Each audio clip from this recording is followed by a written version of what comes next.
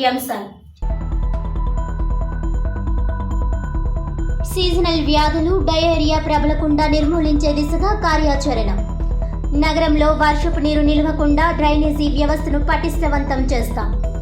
జోరున వర్షం పడుతున్న 22వ డివిజన్లో పర్యటించి ప్రజా సమస్యలు తెలుసుకుంటున్న సిటీ శాసనసభ్యులు ఆదిరెడ్డి వాసు.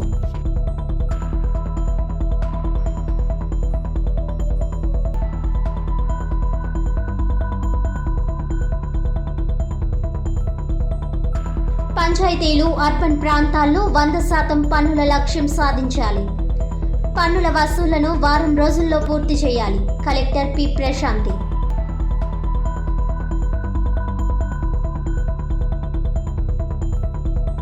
పోలవరం ప్రాజెక్టు నిర్మాణంలో జరుగుతున్న లోపాలు, ప్రజాధనం దుర్వినియోగం.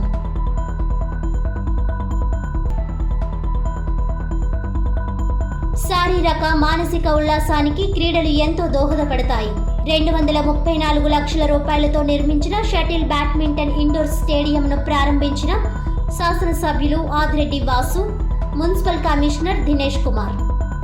నగరంలో కురిసిన వర్షపు నీరు నిల్వ ఉండకుండా డ్రైనేజీల ద్వారా దిగువ ప్రాంతానికి పారుదలయ్యే విధంగా డ్రైనేజీ వ్యవస్థను ప్రక్షాళన చేయడం వలన ఇంత వర్షం పడుతున్నా రోడ్లపై చుక్క నీరు కూడా నిలవలేదని సిటీ శాసనసభ్యులు ఆదిరెడ్డి శ్రీనివాస్ పేర్కొన్నారు. శనివారం శాసనసభ్యులు ఆదిరెడ్డి శ్రీనివాస్ స్థానిక ప్రజాప్రతినిధులు, అధికారులతో కలిసి నగరంలోని 22వ డివిజన్ ప్రాంతాన్ని పరిశీలించి అక్కడ ప్రజా సమస్యలను అడిగి తెలుసుకున్నారు. ఈ సందర్భంగా శాసనసభ్యులు ఆదిరెడ్డి వాసు మాట్లాడుతూ, గత నెల రోజులుగా నగరంలోని డ్రైనేజీ వ్యవస్థను పటిష్టపరచడం కారణంగా ఈరోజు ఏకధాటిగా దాదాపు 8 గంటల పాటు వర్షం పడినా వర్షపు నీరు నిల్వ ఉండకుండా డ్రైనేజీల ద్వారా దిగువ ప్రాంతానికి వెళ్లడం జరిగిందన్నారు. అయినప్పటికీ కొన్ని ప్రాంతాల్లో ఇంకా డ్రైనేజీ వ్యవస్థను మెరుగుపరచవలసి ఉందని, ఆ దిశగా నగరపాలక సంస్థ అధికారులు చర్యలు చేపడుతున్నారని తెలిపారు. గత ప్రభుత్వ నాయకులు డ్రైనేజీ వ్యవస్థపై దృష్టి సారించలేదని, అందుమూలంగా డ్రైనేజీ వ్యవస్థ కుంటుపడి చిన్నపాటి వర్షానికే వీధులు జలమయమయ్యేవని అన్నారు. గత నెల రోజులుగా ఆరోగ్య శాఖ, నగరపాలక సంస్థ అధికారుల సమన్వయంతో ప్రజల ఆరోగ్య దృష్ట్యా సీజనల్ వ్యాధులు ప్రబలకుండా శానిటేషన్, డ్రైనేజీ ప్రక్షాళన వంటి కార్యక్రమాలు చేపట్టడం వలన ఈరోజు వర్షం నీరు వచ్చినా నిల్వ లేకుండా డ్రైనేజీ ద్వారా పారుదల అయిందని అన్నారు. ప్రజా సమస్యలు తెలుసుకుని వాటిని పరిష్కరించే దిశగా వర్షం పడుతున్నప్పటికీ నేడు 22వ వార్డులో వర్షాన్ని కూడా లెక్క చేయకుండా అధికారులతో పర్యటించి వాస్తవ పరిస్థితులను తెలుసుకోవడం జరిగిందన్నారు. అదేవిధంగా రేపు మంగళవారం ఆరోగ్య శాఖ అధికారులతో సమీక్షించి సీజనల్ వ్యాధులు, డయేరియా ప్రబలకుండా నిర్మూలించే దిశగా పటిష్టమైన ప్రణాళిక ద్వారా కార్యాచరణ అమలు చేయడం జరుగుతుందని శాసనసభ్యులు ఆదిరెడ్డి వాసు స్పష్టం చేశారు. ఈ కార్యక్రమానికి స్థానిక నాయకులు, పాలక సంస్థ అధికారులు తదితరులు పాల్గొన్నారు.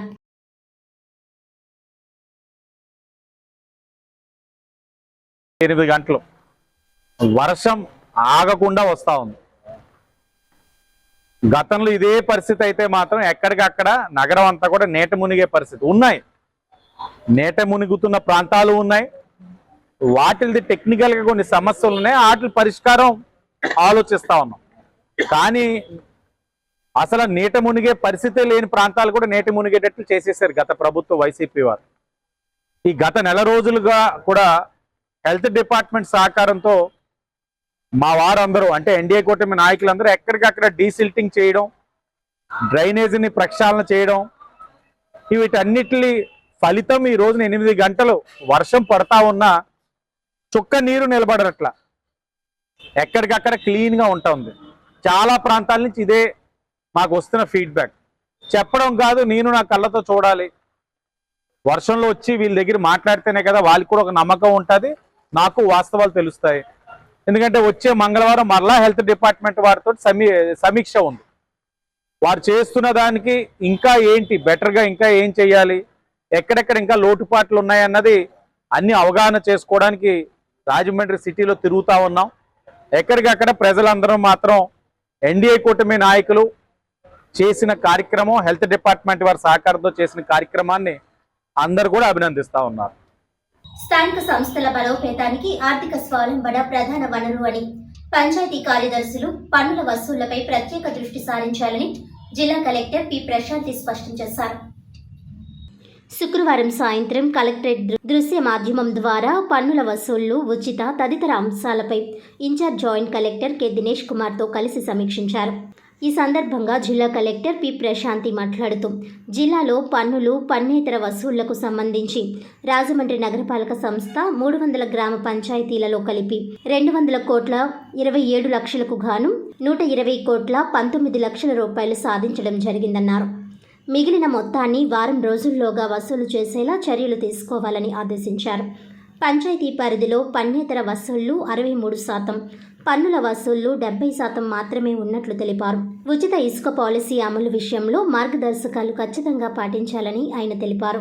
పీఎం విశ్వకర్మ క్రింద 45,000 లబ్ధిదారులను నమోదు చేయడం జరిగిందని, వారికి 5 రోజుల పాటు కార్యశాల నిర్వహించి నియమ నిబంధనలు, పథకం యొక్క ముఖ్య ఉద్దేశ్యం, ప్రయోజనంపై అవగాహన కల్పించాలని అన్నారు. నియోజకవర్గ స్థాయిలో ఈ మేరకు శిక్షణ తరగతుల నిర్వహణ కోసం తగిన కార్యాచరణ సిద్ధం చేసుకోవాలని కలెక్టర్ తెలియజేశారు. ఈ సందర్భంగా incharge joint collector K Dinesh Kumar మాట్లాడుతూ ఇసుక పాలసీకి వినియోగదారులకి ఇసుక సరఫరా సమయంలో భవన నిర్మాణ ప్లాన్ అనుసరించి కేటాయింపులు చేయాల్సి ఉంటుందని స్పష్టం చేశారు. ఉచిత ఇసుక పంపిణీ ప్రక్రియను క్రమబద్ధీకరణ కోసం నియమ నిబంధనలు ఖచ్చితంగా పాటించాలని అన్నారు. ఇండ్ల నిర్మాణ మరమ్మతుల విషయంలో టౌన్ ప్లానింగ్ పంచాయతీ కార్యదర్శి ధృవీకరణ పత్రం జారీ చేయాలని, అందుకు అనుగుణంగా ఇసుక ఇవ్వవలసి ఉంటుందని తెలియజేశారు.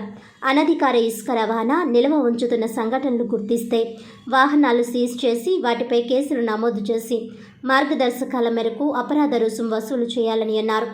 ఎటువంటి అనధికార లావాదేవీలు అనుమతి ఇవ్వరాదని, అటువంటి సందర్భాల్లో పంచాయతీలను బాధ్యులను చేస్తామని ఆయన తెలియజేశారు. ఈ సమావేశంలో జిల్లా గ్రామ పంచాయతీ అధికారి డి రాంబాబు వీడియో కాన్ఫరెన్స్ ద్వారా డివిజనల్, మండల స్థాయి అధికారులు పాల్గొన్నారు.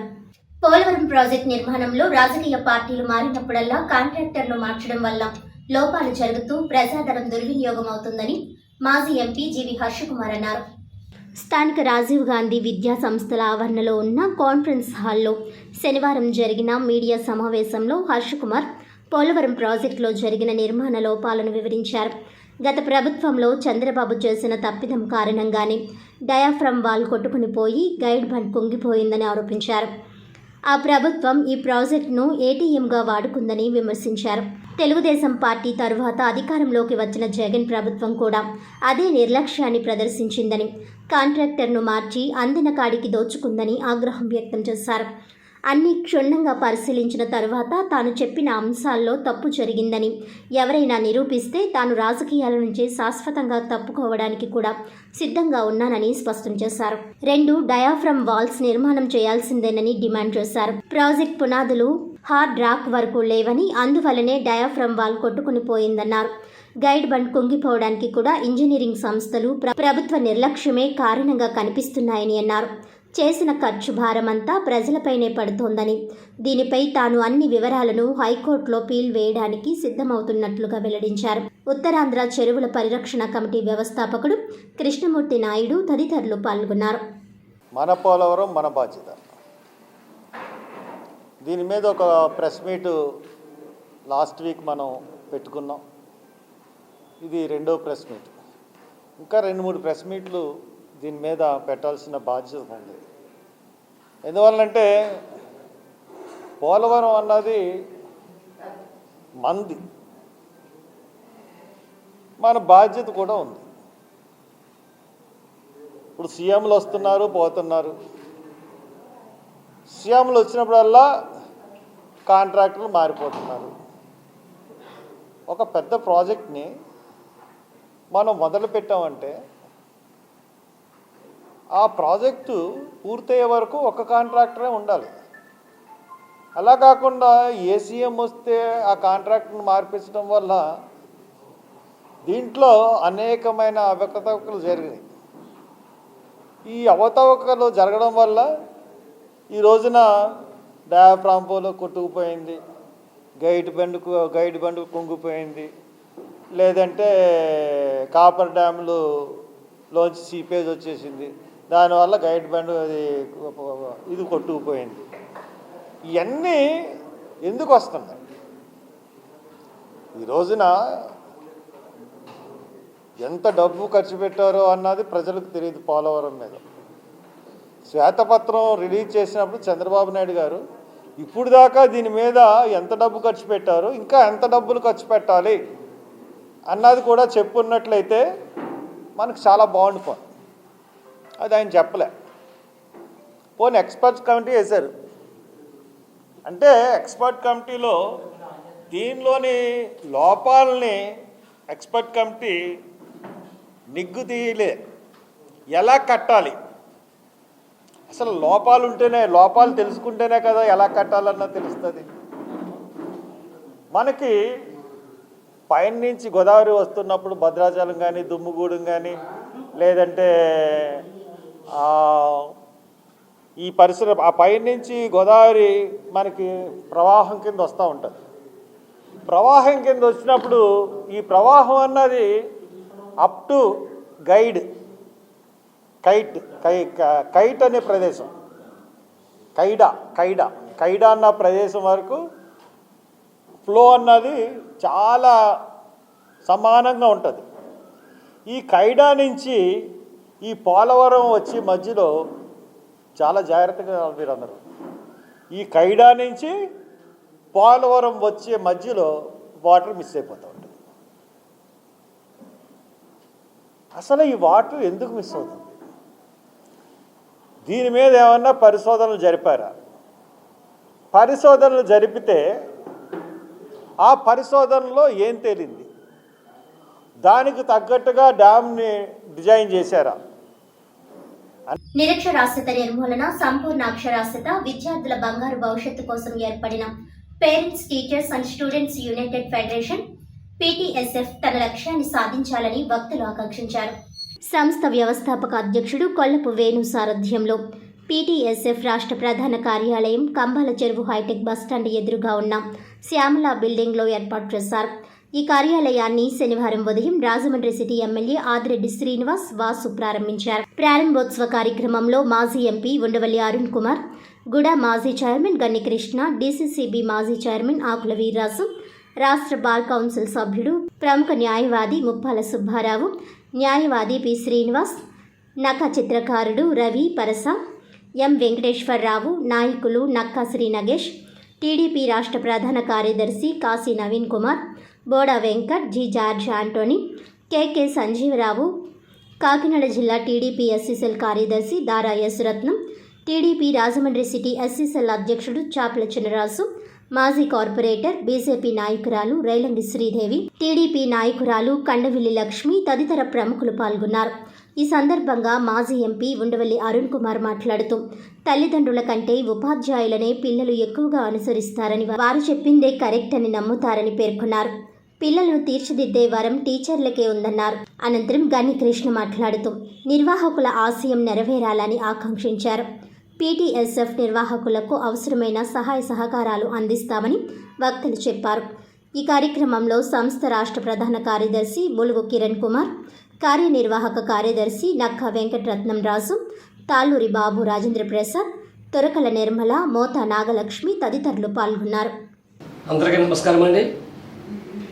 సమాజంలో విద్య యొక్క ప్రాముఖ్యతను గుర్తించి మేము కొన్ని రంగాల వారు రాష్ట్ర వ్యాప్తంగా కూడా తిరిగిన పిమ్మట రాష్ట్రంలో కొంచెం అంకితభావం, సోషల్ అవేర్నెస్, సమాజ సేవ చేయలేనటువంటి కొంతమంది వ్యక్తుల్ని తీసుకుని parents, teachers and students united ఫెడరేషన్గా 2022లో రూపుదిద్దుకోవడం జరిగింది. దానికి సంబంధించి తాత్కాలికమైనటువంటి ఆఫీస్ తీసినప్పటికీ కూడా ఈరోజు రాష్ట్రంలో విద్యా ప్రాముఖ్యతను గుర్తించి రాష్ట్ర వ్యాప్తంగా విద్య యొక్క ప్రాముఖ్యతను తెలియజేయాలంటే ఒక రాష్ట్రానికి ఒక కేంద్ర కార్యాలయం ఉండాలనే ఉద్దేశం చెప్పిన ఈరోజు రాజమండ్రిలో ప్రముఖ పుణ్యక్షేత్రమైనటువంటి యొక్క రాజమహేంద్రవరంలో ఈనాటి ముఖ్య అతిథి రాజమండ్రి సిటీ శాసనసభ్యులు చేతుల మీదుగా మరి కొంతమంది ప్రముఖులు ఆధ్వర్యంలో పీటీఎస్ఎఫ్ రాష్ట్ర ప్రధాన కార్యాలయం ప్రారంభించడం జరిగింది.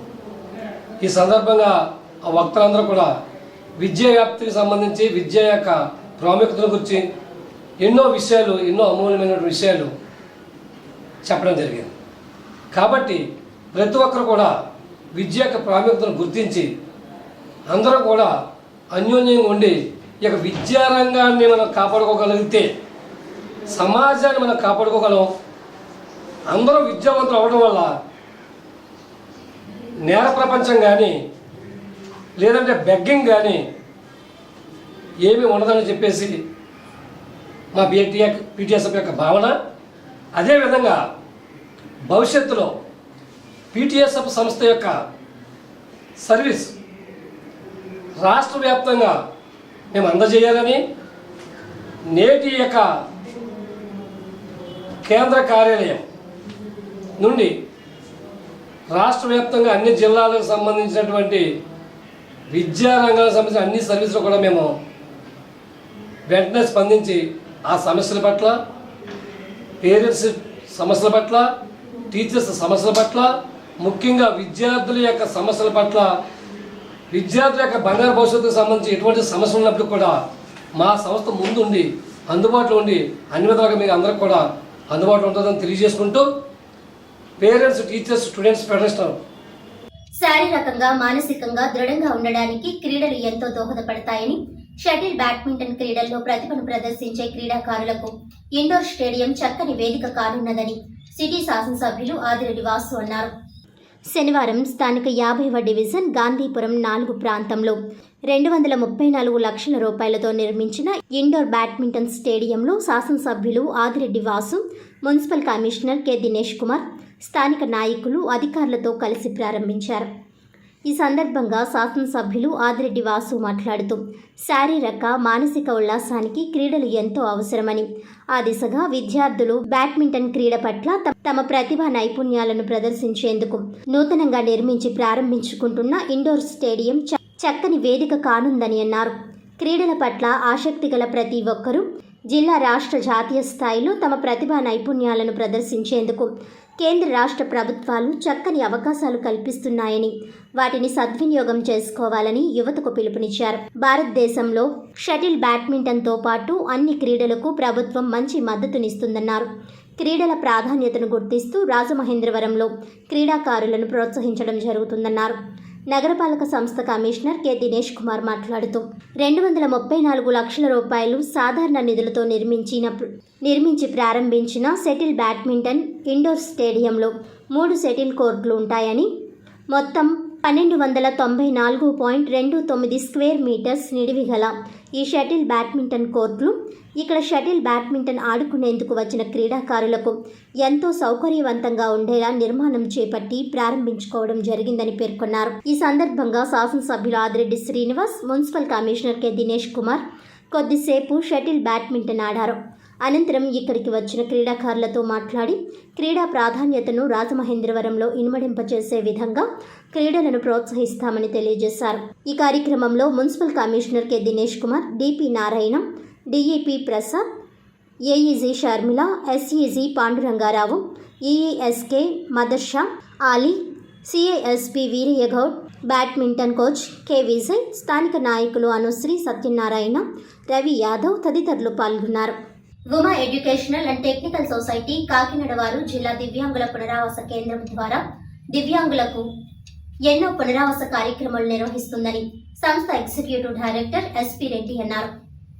శుక్రవారం స్థానిక లాలా చెరువు హౌసింగ్ బోర్డ్ కాలనీలో Uma educational and technical society Kakinada వారి ఆధ్వర్యంలో జిల్లా దివ్యాంగుల పునరావాస కేంద్రం సంస్థ కార్యాలయం రాజమహేంద్రవరం నందు ఆశా మరియు అంగన్వాడీ కార్యకర్తలకు బదిర అంధత్వము, బహుళ వైకల్యము, దివ్యాంగుల చట్టాలపై అవగాహన ఆయన అధ్యక్షతను నిర్వహించడం జరిగింది. ఈ సందర్భంగా ముఖ్య అతిథిగా విచ్చేసిన సంస్థ ఎగ్జిక్యూటివ్ డైరెక్టర్ ఎస్పీ రెడ్డి అవగాహన కార్యక్రమాన్ని ప్రారంభించి అనంతరం మాట్లాడుతూ విభిన్న ప్రతిభావంతులు అవసరాల గురించి ప్రస్తావిస్తూ వారి కొరకు Uma educational and technical society Kakinada వారు జిల్లా దివ్యాంగుల పునరావాస కేంద్రం ద్వారా దివ్యాంగులకు ఎన్నో పునరావాస కార్యక్రమాలు నిర్వహిస్తున్నారని తెలియజేశారు. ఈ సంస్థ గత 36 సంవత్సరాలుగా దివ్యాంగులకు ఎన్నో కార్యక్రమాలు. ఈ కార్యక్రమం సైన్స్ ఇండియా అహ్మదాబాద్ వారి సహకారంతో సమాజంలో దివ్యాంగుల గుర్తింపు మరియు నివారణ, పునరావాసము, విద్య మరియు అవకాశముల కల్పన అనే అంశాలను మరియు వారికి ఉన్న హక్కులు, వాటి అమలు, ప్రజలు, అధికారులు తీసుకోవలసిన, పాటించవలసిన అంశాలను తెలియజేయడం జరిగిందన్నారు. Uma educational and technical society ప్రతినిధులు టి హరిబాబు, ఎస్ఏ నాయుడు వైకల్యం గుర్తింపు, నివారణ, పునరావాసము మరియు వారికి ఉన్న సదుపాయాలు, పథకాలు, వాటి అమలు తీరు మొదలైన అంశాలను పవర్ పాయింట్ ప్రజెంటేషన్ ద్వారా వివరించారు. ఈ కార్యక్రమంలో జిల్లా దివ్యాంగుల పునరావాస సంస్థ కార్యాలయం, రాజమహేంద్రవరం సిబ్బంది మరియు 50 మంది వరకు ఆశా మరియు అంగన్వాడీ కార్యకర్తలు పాల్గొని ఈ కార్యక్రమం విజయవంతం చేశారు. చివరగా ఆశా మరియు అంగన్వాడీ కార్యకర్తలు వారి యొక్క అభిప్రాయమును తెలియజేస్తూ ఇటువంటి కార్యక్రమంలో సమాజంలో చాలా అవసరమని, మా పరిధిలో అందరికీ తెలియజేసి అవగాహన కల్పించడం జరుగుతుందన్నారు. అవగాహన కల్పిస్తామని తెలియజేశారు. రాజమండ్రిలో లాస్ట్ జనవరిలో ఓపెన్ చేయడం జరిగింది. ముఖ్యంగా ఈ దివ్యాంగుల కేంద్రంలో దివ్యాంగుల పునరావాస కేంద్రం దీని యొక్క ముఖ్య ఉద్దేశాల గురించి మీకు వచ్చిన పాంప్లెట్ ఉంది, చిన్న పాంప్లెట్ ఇచ్చుంటారు. మాకు అయింది కాదు. ఉపయోగపడతారు సార్. ఇప్పుడు హైయర్స్ ఉన్నారంటే వాళ్ళు వెళ్ళి ఏదో గవర్నమెంట్ హాస్పిటల్ కాబట్టి ప్రైవేట్ హాస్పిటల్లో చూపించుకుంటారండి. వీళ్ళైతే ఎక్కడికి వెళ్ళలేదు సార్. ఏంటంటే ఇంకా అక్కడే ఉండిపోతారండి. మీకు ఇలా అయిందా సరే గవర్నమెంట్ హాస్పిటల్కి ఒక 2 సార్లు తిరగడం మీరు పనిలోకి వెళ్ళిపోవడం మానేస్తారు సార్. కానీ ఇలాంటి వాళ్ళు కూడా మేము మోటివేట్ చేసి పలానా చోట హాస్పిటల్కి ఇలా ఇది ఉంది మీరు వెళ్ళండి, ఇక్కడ ట్రీట్మెంట్ చేయించుకోండి చెప్పడం మనకి చాలా ఎక్సలెంట్గా ఉంటుంది క్లాస్ అయితే. రాజమహేంద్రవరంలో ప్రజలకు ఇబ్బందులు కలిగించే బ్లేడ్ బ్యాచ్, గంజాయి బ్యాచ్ లేకుండా అరికట్టే విధంగా చర్యలు చేపడతామని సిటీ శాసనసభ్యులు ఆదిరెడ్డి వాసు పేర్కొన్నారు. శనివారం సాయంత్రం రాజేంద్రనగర్లో మీ భద్రత మా బాధ్యత కార్యక్రమం శాసనసభ్యులు ఆదిరెడ్డి వాసు స్థానిక నాయకులు, అధికారులతో కలిసి నిర్వహించారు. ఈ సందర్భంగా ఆయన మాట్లాడుతూ నగరాన్ని బ్లేడ్ బ్యాచ్, గంజాయి బ్యాచ్ రహిత సిటీగా మార్చుదామని, దీనికి ప్రజల యొక్క సహకారం కావాలని కోరారు. బ్లేడ్ బ్యాచ్, గంజాయి బ్యాచ్లు ఈ 5 సంవత్సరాల్లో పుట్టగొడుగుల్లా పెరిగి విచక్షణ జ్ఞానాన్ని కోల్పోయారని, వీరి ఆగడాలకు అడ్డుకట్ట వేసి పోలీస్ స్టేషన్కు తరలించినప్పటికీ వారి ప్రవర్తనలో మార్పు రాకపోవడం వలన ప్రజలకు అనేక ఇబ్బంది కలుగుతాయని అన్నారు. స్త్రీలు కూడా ఇబ్బంది పడుతున్నారని, ఇటువంటి ఆకతాయిల ఆట కట్టించడానికి పోలీస్ వారికి ఫోన్ చేసించో వారిపై చర్యలు తీసుకోవడం జరుగుతుందని అన్నారు. గతంలో జరిగినట్టు కాకుండా ఈ ప్రభుత్వంలో వారైనప్పటికీ కూడా ఎవరిని ఉపేక్షించేది లేదని తెలియజేశారు. నగర ప్రజలకు ఏ విధమైన ఇబ్బందులు కలిగినా తమ దృష్టికి తెస్తే పోలీస్ సహకారంతో పరిష్కరించడం జరుగుతుందన్నారు. ఎవరైనా ఇబ్బందులతో తమకు ఫోన్ చేసినా వారి విషయాలను గోప్యంగా ఉంచుతామని, వారికి ఏ విధమైన ఇబ్బందులు కలగకుండా చూసుకుంటామని తెలియజేశారు. ఈ కార్యక్రమంలో నక్కా చెట్టిబాబు, టీఎన్టీయూసీ ఉమ్మడి జిల్లా మాజీ అధ్యక్షులు DSP Adinarayana, Disha station 1 town CI Pulharao, Kudipudi Satyababu, రాష్ట్ర శెట్టిబల్జ సాధికార కన్వీనర్ నక్కాదేవి వరప్రసాద్, స్థానిక నాయకులు M Srinu, TNTUC secretary Bommana Srinivas, Jakkampudi Arjun, Guttula Ramesh, Gootala Sanjeevarao, SC నాయకులు ఎం శ్రీను తదితరులు పాల్గొన్నారు.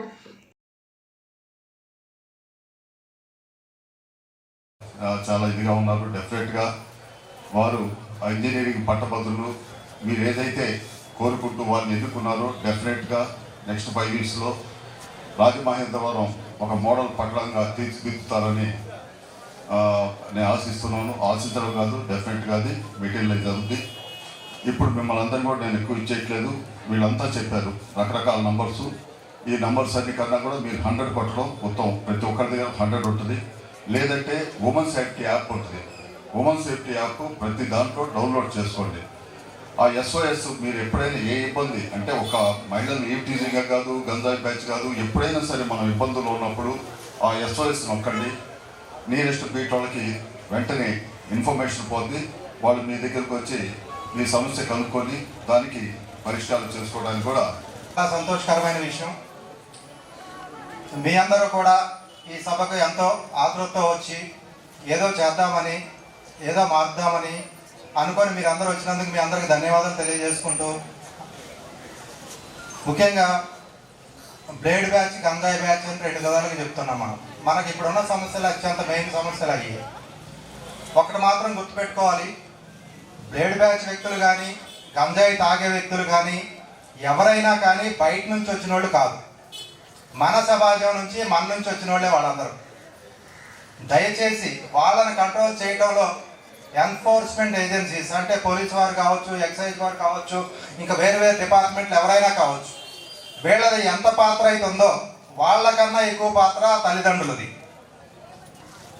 ఎవరైనా ఒక పిల్లోడు ఫస్ట్ స్కూల్ మానేసి రోడ్డు మీద తిరుగుతున్నప్పుడు ఆ పిల్లోడిని కంపల్సరీగా 10 గంటలకు మన ఇంట్లోకి రావట్లేదేంటి, 10 గంటల తర్వాత వీడు ఏం చేస్తుండో అనే రెస్పాన్సిబిలిటీ మనం తీసుకోవాలి. వార్తలను ముఖ్యాంశాలు మరోసారి. సీజనల్ వ్యాధులు డయేరియా ప్రబలకుండా నిర్మూలించే దిశగా కార్యాచరణ. నగరంలో వర్షపు నీరు నిలవకుండా డ్రైనేజీ వ్యవస్థను పటిష్టవంతం చేస్తాం. జోరున వర్షం పడుతున్న 22వ డివిజన్లో పర్యటించి ప్రజా సమస్యలు తెలుసుకుంటున్న సిటీ శాసనసభ్యులు ఆదిరెడ్డి వాసు.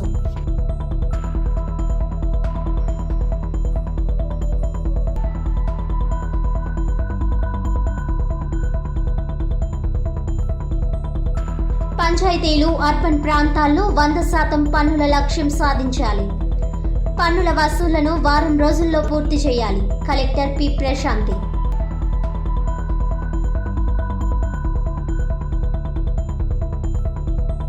పోలవరం ప్రాజెక్ట్ నిర్మాణంలో జరుగుతున్న లోపాలు, ప్రజాధనం దుర్వినియోగం.